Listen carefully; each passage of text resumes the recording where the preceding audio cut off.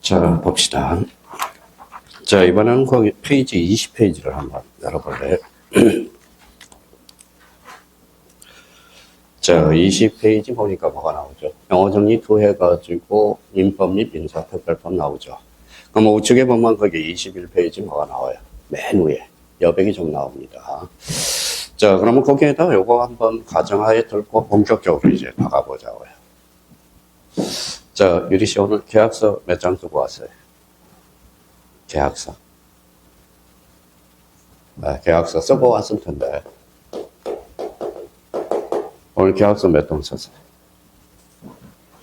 그러면 뭐, 차 가지고 왔어요? 안 가지고 왔어요? 아마 뭐 기차, 전철 타고 왔어요? 네. 그럼 운송계약 맺었잖아. 계약서 하나 썼잖아. 그렇죠? 아마 여기 그러면 학원에 왔죠. 그러면 학원은 강의 계약 썼잖아요. 그렇죠? 계약서 오늘 2통 썼네. 그렇죠? 그럼 계약이 성립되기 위해서는 뭐예요? 계약이 성립되기 위해서는 뭐가 필요할까요? 자, 위에다 써봐요. 뭐라고 써놨죠? 청약과 성약에 뭐 해야 돼? 청약을 해야죠. 그렇죠? 그러면 청약을 했으니까 성약에 했죠. 그래서 여기 봐봐요.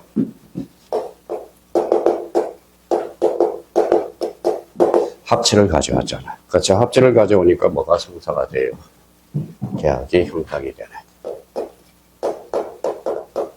계약이 형성이 됐으니까 만약에 자 갑이 그러면 갑이 뭐예요? 어라테 집을 판다고 생각해봐요. 그래서 그러면 갑이 어라테 살아 뭐예요? 청약이 성약이 청약이 되죠. 그러면 우리 알았다 뭐예요? 성약. 그러면 합치를 가져오면 뭐가 성사가 되죠? 계약이 형성이 되는 거야. 그러면 이제 앞으로 법률 용어로 원쳐야 돼요. 그러면 여기 뭘까요? 써요. 이걸 법률 요건이라고 그러는 거야. 법률 요건. 그러면 여기 뭐예요?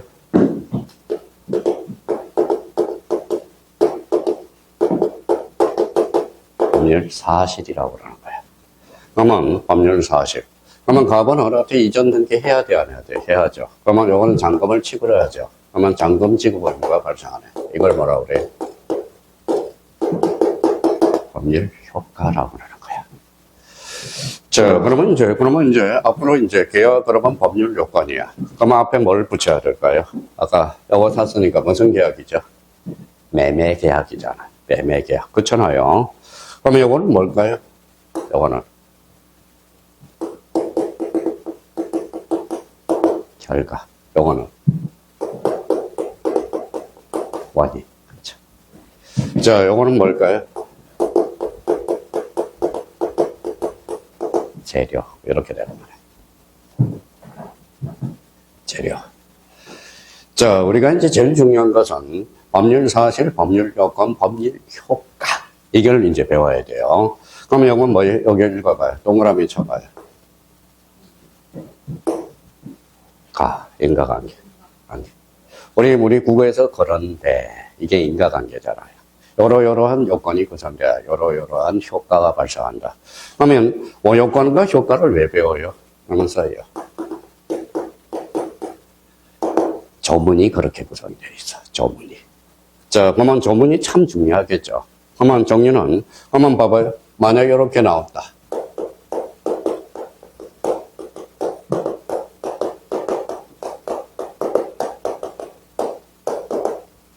자, 우리가 이제 보통 2차는 주관식 문제가 많이 나와요.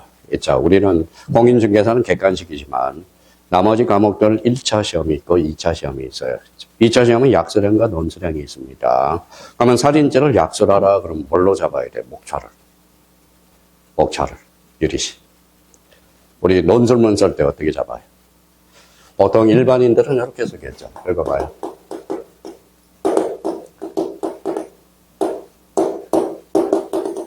이렇게 잡죠. 요거 빵점이야. 법학에서는 이렇게 잡으면 안 돼. 어떻게 잡아야 돼? 서로는 살인죄는 무엇이라 하며, 살인죄는 어떠한 요건을 갖춰야 되며, 살인죄는 어떠한 효과를 가져야 되며. 그래서 우리 법대생의 주관식 문제는 이렇게 잡아. 의, 요건, 효과. 이렇게 잡아놔. 그럼 만약에 살인죄를 약술하라 그랬는데, 만약에 법대 중간고사야. 근데 서론, 본론, 결론 이렇게 잡았다. 빵점. 그럼 뭘로 잡아야 돼? 살인죄란 무엇이며, 살인죄는 어떠한 요건을 구성해야 되며 어떠한 효과가 구성해야 된다. 그러면 결론적으로 살인을 하게 되면 법조문에 7년 이하 무기징역 사형에 처한다. 이런 효과가 발생되는 거야. 그러면 봐봐요. 개를 죽였어. 살인죄 성립될까요? 안 될까요? 안 되죠. 개는 뭐예요? 사람이 아니잖아. 그렇죠? 뭐예요? 물건이죠. 얘가 봐요. 손괴죄가 성립이 되는 거예요. 손괴죄가. 그렇죠? 그러면 사람을 살해해야 돼. 그러니까 우리 법을 배울 때는 항상 요건과 효과를 이제 배워서 들어가야 돼요. 그러면 개념 잡아봐요. 거꾸로 읽어봐요. 법률 효과는 뭐예요? 법률 요건의 결과가 되는 게 바로 법률 효과가 되는 거예요. 그러면 법률 요건은 뭐예요? 법률 효과의 원인이 바로 법률 요건이야. 그러니까 요건하고 효과를 외워야 돼, 이제. 이러이러한 요건을 구성하면 이러이러한 효과가 발생한다. 이렇게 되는 겁니다. 그러면 여기 봐봐요. 법률 요건 한번 읽어볼래요? 뭐라고 써놨어요? 법률 사실이죠. 그러면 법률 사실, 그러면 뭘까요? 법률 요건을 이루는 개개의 사실, 개개의 요소. 이걸 바로 뭐예요? 법률 사실이라고 그래요. 자, 그러면 시험 문제 이제 봐봐요. 오늘 암기를 해놔요. 그러면 이제, 자, 유리 씨 이제 얼마나 앞으로 이제 동체 합격할 수 있는지 봅시다. 계약은.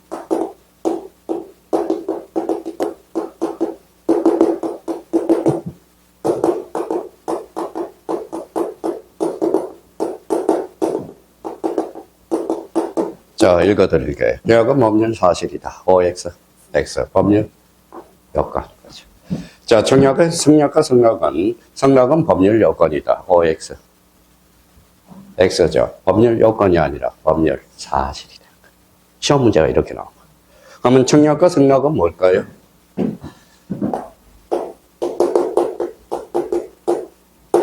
자, 말이라고 그러죠. 근데 앞으로 문제, 자녀 교육이 달라져. 앞으로 뭐 법을 배운 사람 말 똑바로 해! 이게 아니에요. 뭐라고 그럴까요?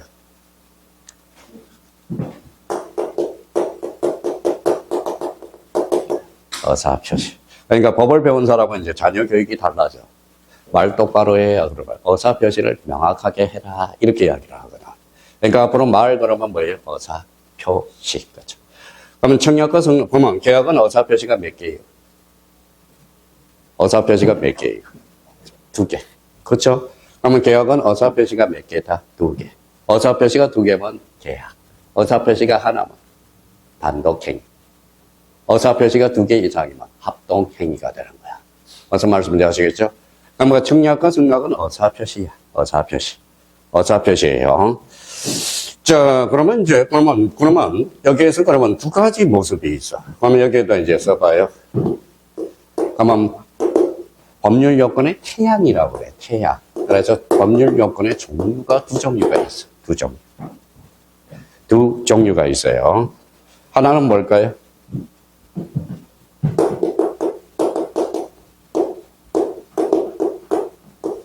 법률행.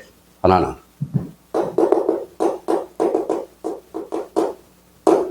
법률 규정. 자, 그러면 법률행위는 뭐가 필요하느냐? 이게 필요해.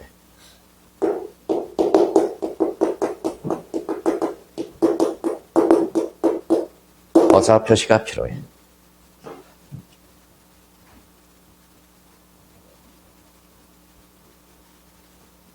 그럼 유리 씨 여기에서 이제 봐봐요. 법률행위란 읽어봐요.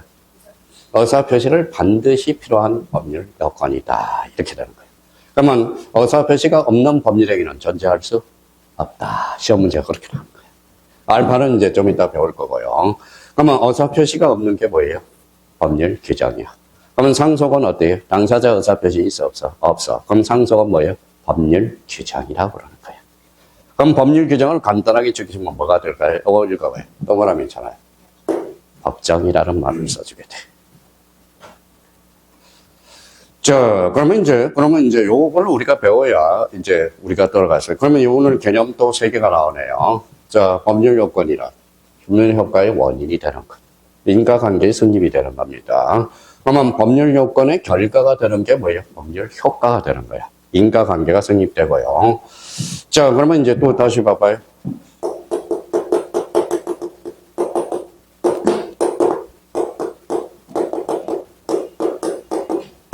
자, 이게 또 시험에 자주 나와요. 어사표시는 법률 요건이다. OX. 아니지. 여기 뭐라고 써놨어요?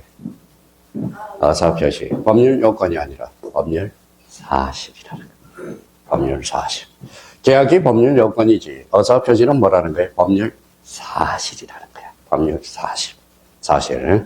그러니까 이걸 안 외우면 안 돼. 이거 자체로 이걸 외워야 돼. 앞으로는 이제 지겹게 들을 게 이제 법률 사실, 법률 요건, 법률 효과. 이렇게 이제 돼야 돼요.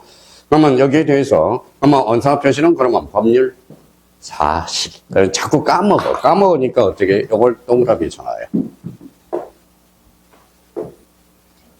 이걸 매칭을 시키라. 또 어떤 초보자들은 또 법률 사실이 커요? 법률 요건이 커요? 법률 요건이 크죠. 그러면 요것도 헷갈려, 나중에. 그러면 요거. 자, 시옷, 이응, 히읗, 그쵸. 그러면 법률, 시옷은 뭐예요? 법률 사실, 법률 요건, 법률 효과. 이렇게 되는 거예요. 자, 그럼 이제, 그러면 법률행위와 관련돼서 그러면 어사표시, 그러면 법률행위 종류도 여러 종류가 있어. 근데 법률행위가 성립하기 위해서는 자, 성립 요건이라고 하나 오늘 숙제해 놓고 가자고요. 이제 앞으로 이제 계속 우리가 나가야 되니까 성립 요건. 그러면 일반적 성립 요건이 있어. 일반적 성립 요건이 있어요. 그러면 우리 법학에서 일반이라는 것은 뭘까요? 공통. 누구나 갖춰야 될 거야. 그러면 이제 외울 필요도 없어. 그러면 저 일반적 법률행위 성립 요건에서 뭐 일반적 성립 요건은 요거 두 사람은 뭐라고 그래요? 당사자. 자, 그러면 이제 뭐예요? 뭐 하기로 했어요? 매매하기로 했죠. 매매가 뭐예요? 목적. 그 다음에 어사표시. 이렇게 되는 거예요. 그러면 요 세 가지 요건을 다 갖춰야 법률행위가 성립한다라는 겁니다. 그래서 이제 앞으로 지겹게 우리랑 이제 소통하기 위해서 읽어봐요. 어사표시. 이렇게 본능적으로 나올 수 있도록 읽어봐요. 당오의. 당오의. 이렇게. 자, 요 정도는 우리가 잡고 가야 됩니다. 그래야 이제 용어 정리가 돼. 자, 그러면 이제 요거 이제 딱 이게 머릿속에 그려놔야 되고요. 그러면 이제 여기서부터 이제 딱 정리해놓고 이제 개념 정리해 봅시다. 자, 1번에 뭐라고 나왔죠? 민법. 자, 민법이라는 것은 1번에 이제 민법이 나왔어.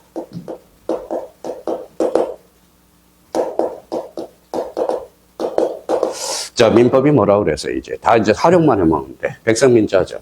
민법이란 사인사인가를 규율하는 법. 그래서 민법이 되는 거야. 그래서 거기에다 줄 한번 딱 나와봐요. 사인과 사인 간의 법률 관계를, 즉 권리 의무 관계를 규율하는 일반 사법 밑줄 딱 끊어놓고요. 자, 법률 관계라는 게 이제 중요하죠. 법률 관계를 꼬리표를 붙여서 그러면 법률 관계가 뭐라고 그랬어요? 아까 배웠는데.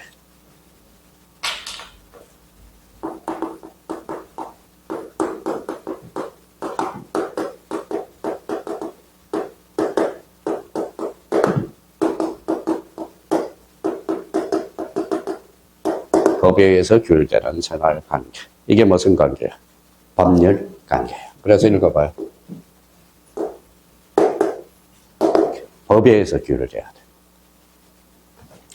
자, 그러면 자, 법률 관계가 여기에서 키워드가 돼요. 그래서 법률 관계. 법률 관계는 그러면 무슨 관계다?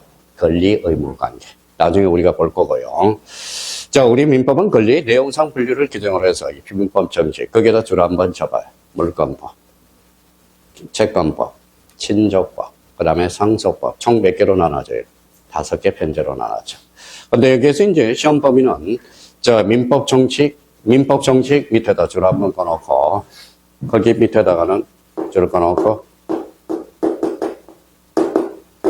103조만 시험법. 103조 이하가 시험법. 1조부터 101조는 시험법이가 아니에요. 그러니까 103조부터 시작한다. 103조부터. 자, 물권법은 그러면 물권법 줄 쳐봐요. 그럼 물권법은 아까 몇 개? 8개. 그죠? 8개. 점유권, 본권. 이게 떠올라야 돼요. 근데 채권법은 채권법 줄잖아요. 그러면 채권법은 채권법이 다 시험법이가 아니야. 뭐만 시험법이? 계약법. 계약법만 시험법이야. 그러겠어요. 자, 계약법에서도 시험법, 계약법은 그러면 아까 몇 개? 15개죠. 그러면 계약법 중에서 다 뭐예요? 계약법이 다 시험 범위가 아니야. 대표적으로 강론 파트에서 뭐예요? 자, 뭐예요?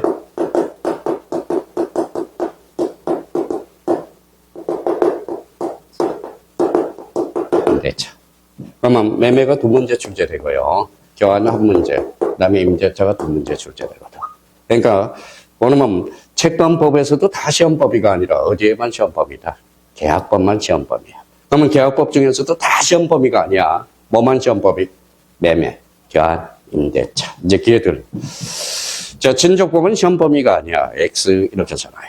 상속법도 시험범위가 아니야. 그래서 X 이렇게 전화요. 그러면 이제 시험범위가 대강 나오네요.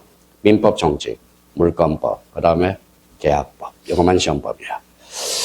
자, 그러면 이번에 무슨 법이 있죠? 재산법이 있죠. 재산법 출전하여. 개인의 재산관계를 규율하는 법규로서 민법적 물권법과 채권법이 이에 해당한다. 재산법은 합리성이 지배하고 있는 사적 자치 원칙, 내 마음대로 할 수 있는 것 출전하여 사적 자치 원칙과 거래 안전의 이념이 강조된다는 것. 자, 그러면 재산법 중에서도 뭐예요? 여기 한번 보죠.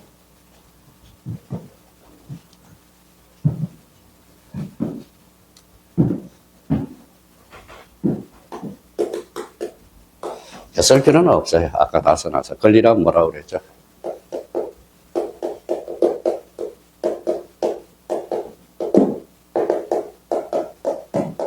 이익이라고 그랬죠. 그래서 힘이 뭐예요?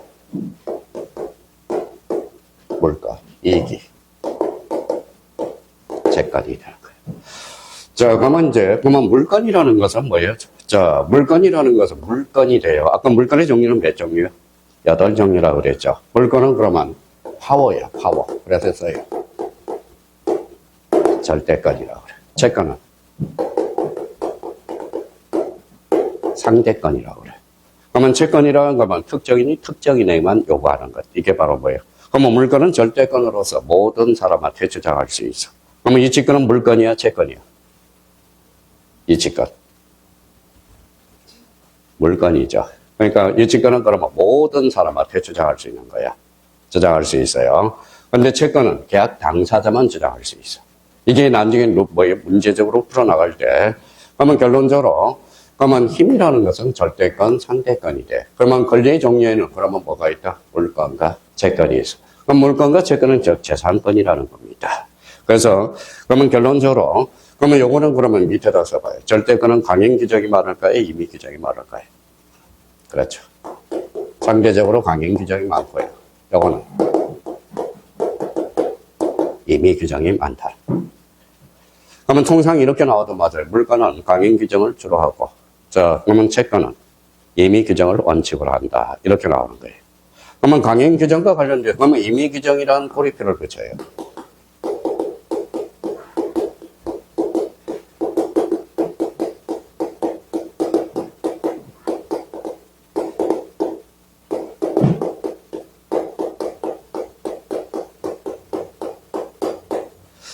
자, 그러면 임의 규정이란 당사자가 특약으로 배제시킬 수 있는 것. 이게 뭐예요?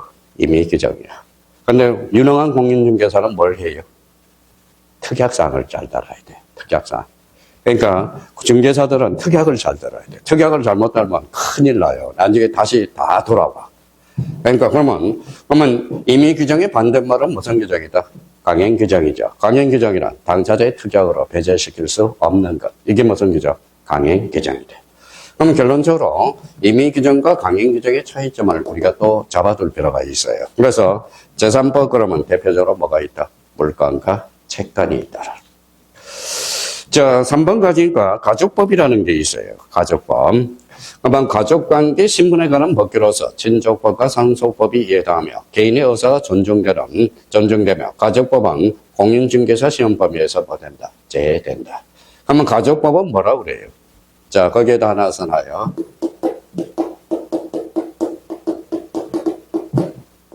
뭐라고 써놨어요? 일신전소권이 많아. 자, 가족권을 뭐라고 그래요? 신분권이라고 그래, 신분권.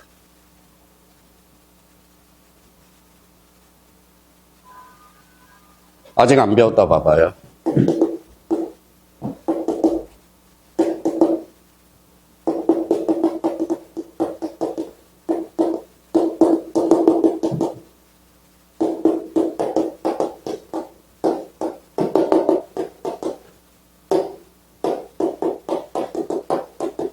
자, 이런 건 쓸 필요가 없고요. 자, 신분번은 착오가 착오가 적용이 있다. OX. 자, 착오라는 것은 뭐예요? 자, 재산권에만 적용이 있어. 그러면 신분권에는 적용이 있다, 없다? 없다라는 겁니다. 그러니까 우리 지금 의사 표시를 중요해요. 그러면 우리 그러면 공인중개사 시험법인은 무슨 건이어야 돼? 재산권이어야 돼. 재산권이. 그러면 여기 봐봐요. 그럼 통정허위 표시도, 자, 보면 가족법이 적용이 있다. OX, X. 우리 나중에 통정허위 표시 배우게 되거든. 그러니까 우리 시험법인은 재산권에 한해서, 재산법에. 그러니까 일신전소권은 뭐예요? 우리 착오라든지 통정이라든지 적용이 없다라는 거야. 그럼 만약에 여기 봐봐요.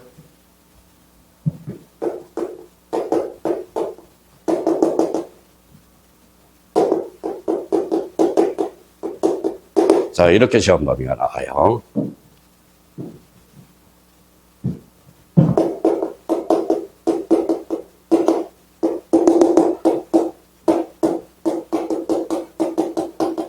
자, 참, 시험이 웃겨요. 자, 읽어봐요. 착오는 뭐예요? 우리 민법이 뭐예요?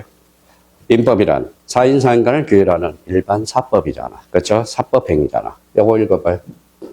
공무원은 공법행위거든. 그럼 착오는 공무원에 적용이 없다. 그러니까 왜 이런 것들이 중요하느냐. 개념적으로 하느라, 그러면 이게 일반인들이 그냥 아무 기초도 안 잡혀있는 사람이 이게 무슨 소리냐고 그래요. 그러면 요 착오는 뭐예요?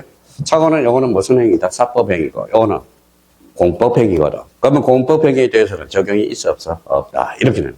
다 배운 거야, 오늘. 이제 요거만 잡고 있으면 시험 문제가 그렇게 나오는 거야. 자, 그럼 이제 4번에 무슨 자치가 있죠? 사적 자치. 좋잖아요. 각자 개인들의 자유로운 의사에 의해서 자신의 법률 관계를 스스로 형성할 수 있다는 원칙. 이게 헌법의 기본 원리. 사적 자치. 내 맘대로 할 수 있다는 거예요. 내 맘대로. 그러면 사적 자치의 원칙은 계약 자유 원칙 밑줄 거나요. 계약 자유 원칙. 그러면 여기 봐봐요. 아까 계약 배웠어요? 안 배웠어요? 배웠죠. 계약은 뭐예요? 법률행위죠. 그래서 법률행위 자유의 원칙이라고 부르기도 해. 법률행위 자유의 원칙. 이게 바로 사적 자치. 계약 자유의 원칙, 법률행위 자유의 원칙이라는 거예요. 자, 맨 밑에 한번 써볼래요? 맨 밑에 요거 하나 써볼래요? 내일 뭘 배워요? 학교론을 배우잖아, 학교론. 자, 학교론은 여러분 봐봐요. 학교론은, 자,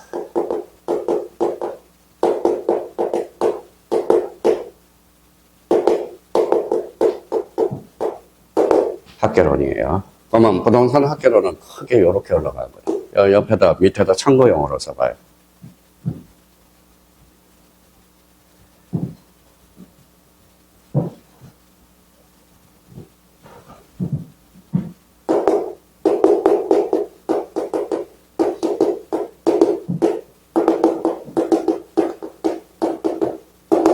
효율성과 형평성.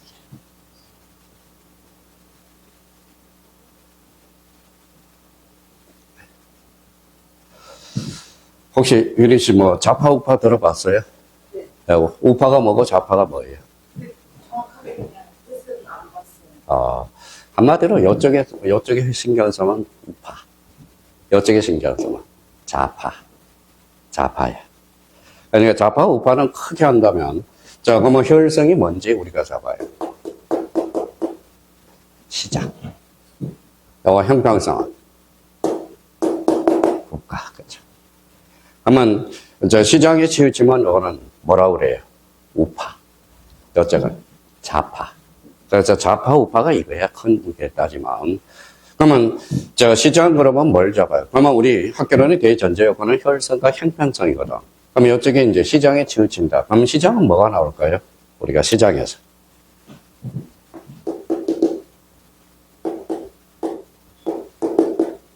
경제론, 그렇죠? 경제론. 아마 우리 학창 시절 때 뭐예요? 우리 3학년 때 뭐가 배웠어요? 법과윤리를 가르쳤죠. 법과윤리. 그러면 법에서 뭐예요? 경제론은 뭘까요?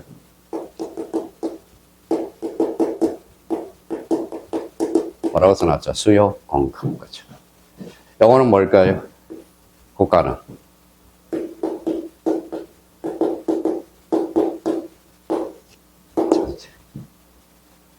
그러니까 여기다 치우치면 좌파. 여기다 치우치면 우파.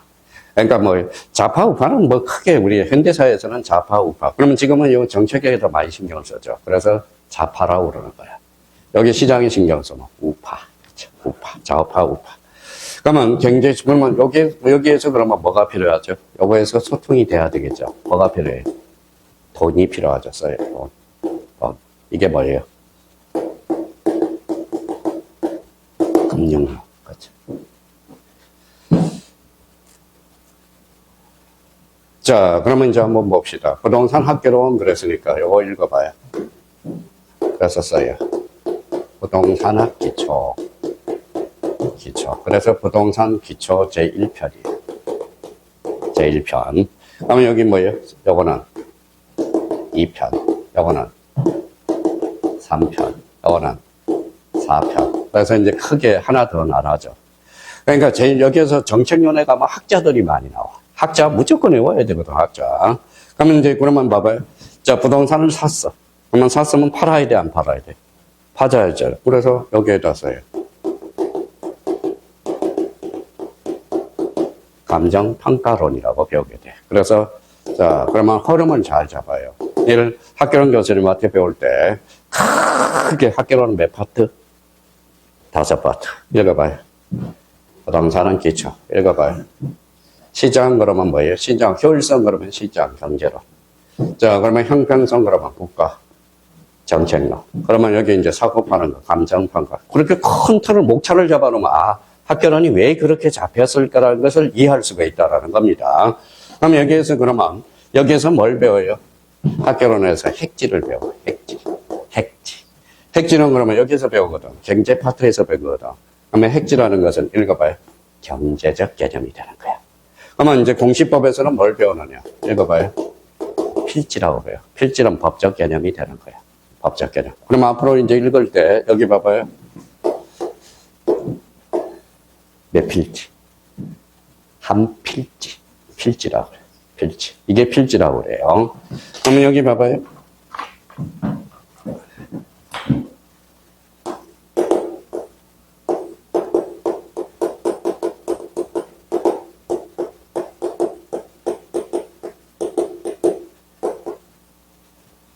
자, 주유소에 가면 요거 뭐 읽어봐요. 주유소, 요거는 주유기가 돼. 그러면 흰 거는 몇 개? 1개. 노란 거는 2개. 그래서 두핵지라고 그래. 두핵지. 법적으로 한 필지지만 경제활동은 두 활동을 하고 있어. 그래서 두핵지라고 그러는 겁니다. 그러면 민법으로 가볼까요? 요 주유소는 뭐가 될까요? 주물. 요거는 조물이 되는 거야. 주물과 조물의 관계가 성립이 되고. 그러면 여기 요거. 혹시 준석 씨 군대 갔다 왔어요? 안 갔다 왔어요? 갔다 왔어요? 해군 갔다 왔어요? 육군 갔다 왔어요? 육군. 자, 공군 갔다 왔으면 뭐예요? 공군 갔다 왔으면 알 텐데. 뭐 육해 공군이 있으니까. 여기 한번 보시죠. 여기 뭐예요? 비행기. 비행기 앞에 요거 있죠? 조정서 앞에 뭐 있죠? 그걸 뭐라 그래? 써봐요. 캐노피라고 그래, 캐노피. 캐노피가 바로 지붕 공사한다는 겁니다. 캐노피. 그러면 이걸 뭐라고 합쳐봐요? 주유소 캐노피가 돼. 그러면 주유소 캐노피는 벽이 있어, 없어? 벽이 없죠. 지붕만 있잖아요. 그렇죠? 그러면 주유소 캐노피는 등기 능력이 있다. OX, X. 등기가 안 돼. 무슨 말씀인지 아시겠죠? 등기가 되기 위해서는 뭐예요? 기둥이 있어야 되고 지붕이 있어야 되는 거야. 정착성이 있어야 돼. 그러면 봐봐요. 모델하우스는 정착성이 있어, 없어? 없어. 모델하우스는 등기 능력이 있다. 어때? X. 이렇게. 그러면 가설 건축물은 등기 능력이 있어, 없어? 가설 건축물. 안 되죠. 정착성이 없기 때문에. 그러면 건축물에는 보면 건축물하고 건물하고는 달라요. 우리 공법 선생님한테 건축법을 배워. 그러면 건축법이 적어요? 건축법이 범위가 넓어요? 주택법이 범위가 넓어요? 건축이 넓죠. 그렇잖아요. 그러면 공부를 할 때 같이 하면 헷갈려. 일단 건축법을 먼저 잡고 주택법을 잡아야 돼. 무슨 말씀인지 아시겠죠? 그러면 건축법은 기둥만 있고 지붕만 있으면 건축물이야. 그러면 건축물이라 해서 모두 등기되는 것은 아니라는 거야. 그러면 건축물 중에서 세 가지 요건을 갖췄을 때만 등기가 되는 거야. 지붕이 있고 정착이 돼야 되고 주벽이 있어야 되는 거야. 주벽이 있어야 돼요. 그래야 등기 능력이 될 수 있거든. 그러면 결론적으로 그러면 그래서 나중에 이제 이제 내일 필지하고 핵지를 배우게 될 거야. 자, 그러면 영어로 몇 필지? 한 필지. 영어는 두 핵지가 될 거야. 무슨 말씀인지 아시겠죠? 그러면 여기 봐봐요. 그러면 만약에 이렇게 돼 있다. 자, 마포에 가면 마포고등학교 있어요, 없어요? 제가 마포에 살거든. 마포고등학교 있어요, 없어요? 느낌이 없으니까 물어봤겠죠. 네, 그렇죠. 마포역에 오피스텔 5층이 있었어요. 거기 국회의원하고 썸씽이 있어가지고 노무현 대통령에 잘린 분이 있어. 그 오피스텔 거기 마포 고등학교를 철거하고 팔고 돈 많이 벌었어요. 오피스텔 50층짜리가 두 채가 있어. 돈 진짜 마포고등학교. 그럼 마포고등학교가 어디 있어요? 강서구에 있어. 돈 벌어서 그쪽으로 갔어요. 그러면 봐봐요. 그러면 오피스텔 50층이라고 생각해봐. 50층이에요. 자, 그러면 법적으로는 몇 필지? 한 필지죠. 경제활동은 50개 활동을 하고 있잖아. 그러면 요거는 법적으로는 몇 필지?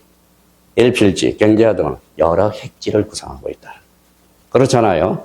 그러면 결론적으로 그러면 필지와 핵지는 상대적 개념이라는 거예요. 그렇죠? 그러면 법적으로 한 필지면 경제적으로 여러 핵지를 구성할 수 있고 경제적으로 한 핵지라고 법적으로 여러 필지를 구성할 수 있는 상대적 개념이야. 그래서 이미 시험에 출제가 됐어요. 봐봐요. 필지란 핵지란 토지 등록 단위를 말한다. OX, X. 토지 등록 단위는 뭐예요? 필지야, 필지. 이미 여러 번 출제가 됐다라는 겁니다. 자, 그래서 내일은 이제 배우면, 그러면 앞으로 이제 문해력을 확보하기 위해서 여기 한번 읽어봐요. 혈성, 형평성. 학계론의 전제 요건은 혈성과 형평성을 적절하게 교화시키는 것. 이게. 그래서 지금 정부는 이쪽에다 치우쳐. 그래서 좌파가 되는 거고. 자, 작년에는 누구예요? 윤석열 대통령이죠. 그러면 이쪽으로 그래서 우파가 되는 거고. 그러니까 시장이냐 정책에 따라서 좌파 우파가 나눠지는 게 기본 원리라는 겁니다. 그럼 내일 학교는 배울 때 이제 여기에서 준부동산을 배우게 되고. 그러면 이제 요거 끝나면 뭐가 나와? 경제론, 수요 공급이 나오고. 그 다음에 금융론. 그래서 금융론이 나오고. 요게 그 다음에 정책론. 그 다음에 감정평가론.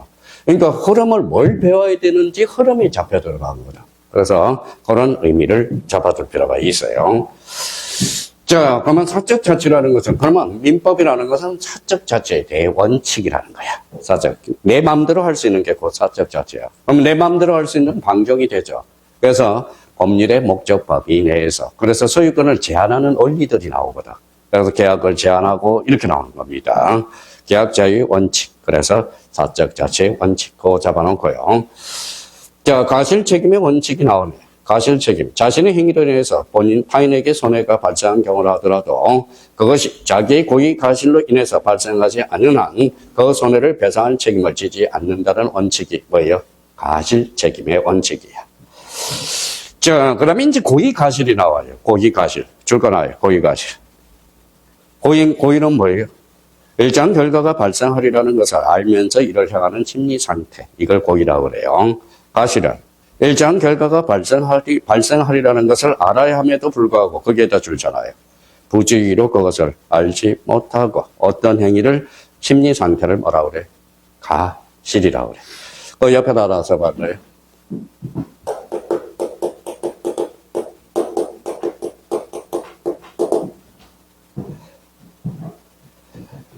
자, 저 옛날에 1학년 때 들어가요. 선이 그럼 뭐예요? 선이라는 거, 착한 사람. 악인은 나쁜 사람. 이러면 절대안돼. 그러면 선이는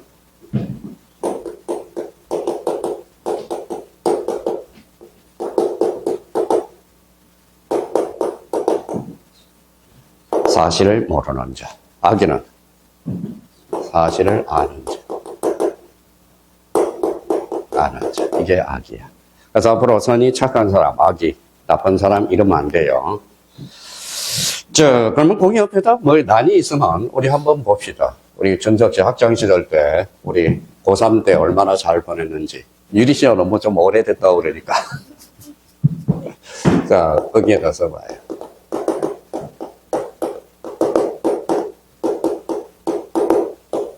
자, 배상, 보상, 차이점. 그래서 서울이랑 그러면 보상은?